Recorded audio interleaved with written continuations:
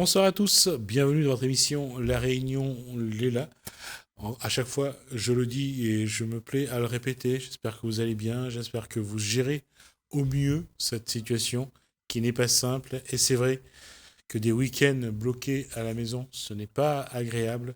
Malgré tout, ça vaut mieux que d'être malade, ça vaut mieux d'être en bonne santé plutôt que de risquer d'attraper malheureusement un virus. Mais en tout cas, on espère qu'en tout cas, vous allez bien et que vous prenez soin de vous. Nous, on va parler d'un événement qui va se passer les 7, 8 et 9 octobre prochains. On va parler de culture, d'histoire. On va en parler dans Cosmo Réunionnais.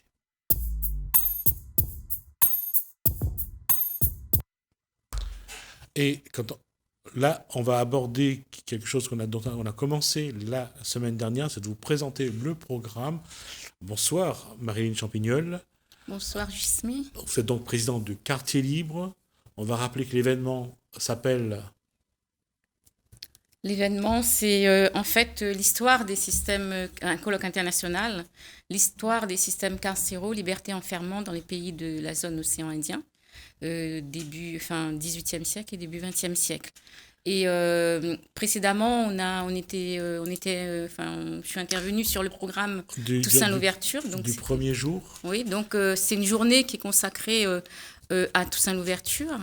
Et dans le cadre de cette journée... On va faire quelque chose que peut-être qui ne va pas plaire à tout le monde, mais on va rappeler qui est Toussaint l'ouverture. Toussaint l'ouverture, c'est un personnage universellement connu. Donc, c'est lui qui a été au fait de la Révolution à Saint-Domingue.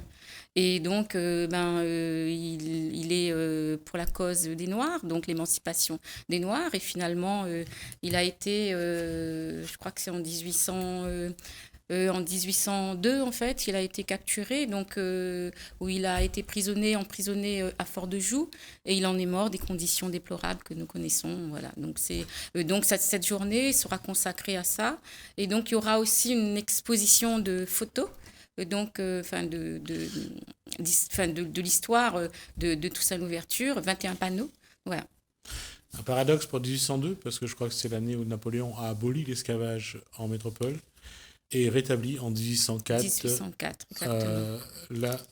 L'esclavage donc sur le territoire et sur l'empire français. Là, on a abordé la première étape, c'est donc pour le 7.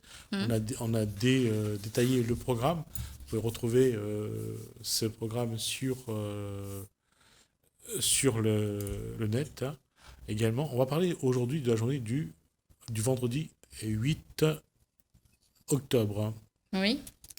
Alors, donc, le vendredi 8 octobre, donc, cette journée se tiendra au conservatoire à rayonnement régional de Saint-Denis, donc Maxime Lahotte. Donc, on va se retrouver... Alors, c'est rue de Paris. Rue de Paris. Et donc, ça va être là. Et là, on a quitté donc toute la journée de Toussaint l'ouverture. Donc, on ramène l'exposition de Toussaint l'ouverture au conservatoire régional. On rappelle que la journée se déroule à Saint-André, dans le jardin. Dans le jardin de la mémoire à Saint-André. Donc, on va ramener également l'exposition de Toussaint l'ouverture dans le conservatoire. Et il y aura aussi une cartographie de l'ancienne prison Juette Dodu. On a bien compris qu'on ne pourra pas visiter la prison Juette Dodu malgré, j'ai envie de dire, 3 courriers adressés au préfet, donc sans retour, dont un en recommandé. Donc, je vois bien qu'on va finalement exposer les plans de la prison Juette Dodu. Voilà. Alors, juste pour préciser que le 7 a lieu donc dans le jardin, le 7 octobre, la journée inaugurale aura lieu dans le jardin le jardin de la mémoire à Saint-André. Et à cette occasion, on va aussi inaugurer le buste de Louis Timagenoat. Donc, c'est un personnage historique de Saint-André, donc, qui a quand même il a été emprisonné aussi à la prison Juette Dodu, d'où notre lien avec ce personnage historique de Saint-André. Donc, il a aussi voulu monter une école des Noirs. Donc, vraiment, c'est un personnage à ne pas négliger non plus, qui, pour nous, est historiquement parlant, un personnage clé de l'histoire également. On revient sur donc la journée du vendredi 8 octobre au conservatoire à vocation régionale, à rayonnement régional, donc situé rue de Paris. Alors, dans quel ordre quelle est la chronologie du déroulement de la journée? Oui, alors donc on va essayer donc avec Thierry Gauliris. Alors je précise aussi qu'il va y avoir Antoine Fontaine, c'est un juriste en droit public, donc c'est lui qui va animer durant ces 3 journées. Et il y aura probablement une retransmission en direct, ça sera fait par Thierry Gauliris et probablement Télécréole. Donc voilà, donc on va débuter, enfin là on va être dans la 3e séance en fait, on va être dans la 3e séance. Donc c'est le professeur Prosper Ève qui va intervenir sur état de la prison Juliette Dodu en 1858-1859.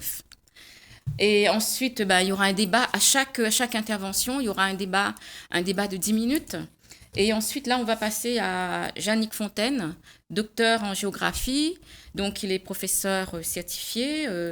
Il va intervenir sur cloisonnement physique et culturel dans l'espace anomique colonial de la Réunion, 19e siècle. Et ensuite, on passe à la 4e séance. 4e séance, en fait, c'est définition de l'évolution du cadre juridique, légal et institutionnel de l'univers carcéral à La Réunion. Et là, on va sur Didier Jean-Benoît Michel. Il est originaire de l'île Maurice. Il est docteur en droit public de l'Université de Maurice. Et il va intervenir sur héritage, esclavagiste et milieu carcéral actuel de Maurice, définition et évolution du cadre juridique et institutionnel. Et débat. Donc, et là, il y a Madame Inda Edili Azema, docteur en histoire, maître de conférence en histoire du droit et des institutions à l'Université de Bordeaux. Son intervention portera sur conception de la peine à La Réunion au XIXe siècle, convergence et différence entre techniques métropolitaines pénales et colonies pénales. Et on aura ensuite, on enchaîne avec Vincent Nigri, qui lui est chercheur à l'Institut des sciences sociales du politique. Il est au CNRS. Université Paris-Nanterre, directeur adjoint de l'école de l'humanité et sciences du patrimoine. Et donc là, il va intervenir directement sur le droit et le patrimoine. Et son intervention s'intitule « Ségrationnisme et justice, représentation coloniale à l'île de la Réunion ». Et là, on va avec un de nos historiens bien aimés qu'on aime bien, enfin qu'on apprécie, Albert Joz, docteur en histoire, chercheur à l'Université de La Réunion. La justice domestique à La Réunion avant 1848. Il faut savoir qu'il a écrit un premier tome, Vivre à Bourbon. Donc, un 2e tome est en préparation qui sortira probablement au mois d'octobre, enfin le 20 décembre, probablement le 20 décembre. Voilà. Et on enchaîne avec Madame Céline Ramsamy-Jancon, docteur en histoire, donc certifiée des lettres, donc professeure certifiée de lettres. Donc elle intervient sur La Réunion, les primes pour capture d'engagés déserteurs, un aspect du système carcéral au XVIIIe siècle. On parlera de Mussard, entre autres. Je pense que dans leur intervention, il y aura probablement le personnage qui sera révélé. Donc, c'est pour ça, moi, je donne les titres pour susciter l'envie. Non, parce que là, je crois que c'est, je ne sais plus quel auteur, c'est Sam Long ou Baxeller qui a sorti le chasseur des Noirs. Alors, il me semble que c'est Baxeller. Le chasseur des Noirs. Oui. Donc, Sam Long pardonnera si c'est... Non, il me semble que c'est... j'ai des doutes maintenant. Bon, alors... C'est pour ça que j'ai dit, je préfère ne pas me lancer parce que je ne sais plus. Oui, j'ai des doutes. Et donc, ensuite, on va avoir Eugénie Dossakenom. Elle est biologiste, ingénieure en biotechnologie, psychologue interculturelle, diplômée en administration et économie de la santé, chercheuse indépendante,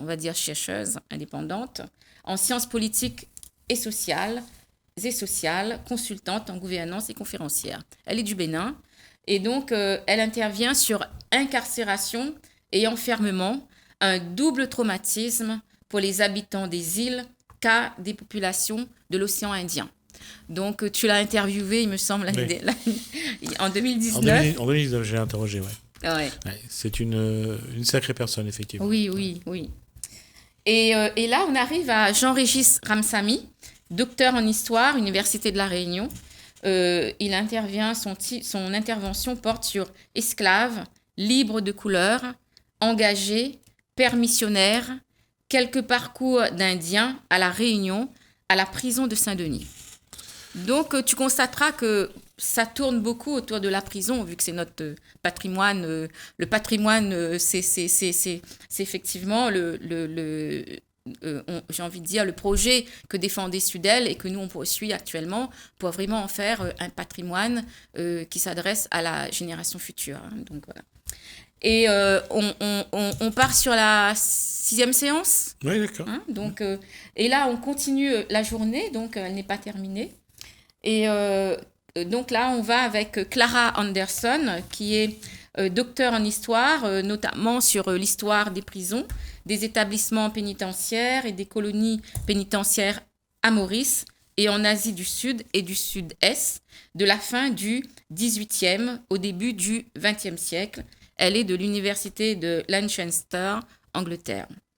Et son titre, carcéral, connexion, écrit en anglais, donc c'est pour ça que je dis en français, dans l'océan Indien. Donc, c'est l'Empire britannique en comparaison, la comparaison, une comparaison perspective. Donc, comme elle est d'Angleterre, donc elle a mis son titre en anglais. Et ensuite, alors, ce que j'ai envie de dire aussi, c'est qu'à chaque fois, il va y avoir une restitution des travaux. Alors, ça sera fait par Anne-Louise Mézadieu. Anne-Louise Mézadieu, donc... Que j'ai aussi voilà. Oui, tu l'as rencontrée, mais elle n'est plus chargée à la culture de l'ambassade d'Haïti en France, mais elle est présidente d'une association qui s'appelle Action Haïti. Donc, Action Haïti, elle est aussi conseillère... elle est aussi donc conseillère régionale en Île-de-France et elle est déléguée spéciale en charge de la coopération décentralisée et la francophonie. Voilà. Et donc là, on arrive, comme je disais, on arrive à la journée du 9.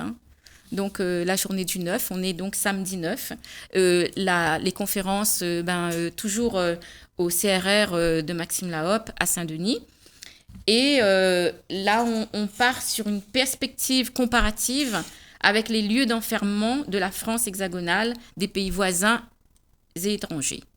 Et là, c'est Augustin Ferdinand Charles Hall qui démarre la journée. Donc, lui, il est professeur universitaire distingué, département d'anthropologie et d'ethnologie. Il est de l'école de sociologie, donc il est aussi directeur centre de recherche sur l'Afrique. Il est à l'université de Xiamen, de la République populaire de Chine. Et il va aborder sa thématique africanité globale, côte Asie et océan Indien. Et il a aussi contribué aux 10 volumes qui a été mis en place, où il y a eu un travail conséquent sur la diaspora africaine. Et j'ai envie de dire, c'est un anthropologue connu du monde entier, donc il a fait un travail fantastique. Et du coup, il sera chez nous et il compte bien nous aider sur le projet Prison Juliette Dautu. Il va avoir un regard, donc il va apporter son expertise aussi là-dessus. Et ensuite, on va avec monsieur Alfredo Durimo Angari. Il est docteur en sciences politiques de l'université Paris 1 Panthéon-Sorbonne. Il est aussi porte-parole du président de la République de Namibie et conseiller spécial de monsieur Edge Gengob de la République de Namibie. Et en fait, lui, il vient aussi pour d'autres raisons d'État à État. Donc ça, je pense que nous, on ne gère pas cette partie-là. C'est l'association de Christophe Rocheland. Son association, c'est Coopération Réunion Afrique Australe. Et c'est eux, en fait, qui ont des projets avec la République de Namibie et qui va mettre en place un certain nombre de réflexions sur une thématique que je la laisse le soin de dévoiler. Voilà. Et donc, lui, il interviendra sur la mémoire du génocide namibien à la lumière de la colonisation, la traite négrière et de l'esclavage, des nouvelles pistes de réflexion pour penser à l'avenir. Parce qu'effectivement, tout le monde a eu connaissance du génocide allemand, donc il y a eu beaucoup de dégâts. Hein. Donc lui va intervenir là-dessus. Et ensuite, on passe aussi à M. Paul Lovejoy. Donc lui, il est professeur de recherche distingué, études sur l'histoire des documents de la diaspora africaine. Et c'est quelqu'un qui a aussi beaucoup travaillé sur les 10-11 volumes de la diaspora africaine. Et donc, il sera aussi présent. Et d'ailleurs, il a aussi préfacé un ouvrage d'Augustin Ferdinand Charles Hold, l'anthropologue.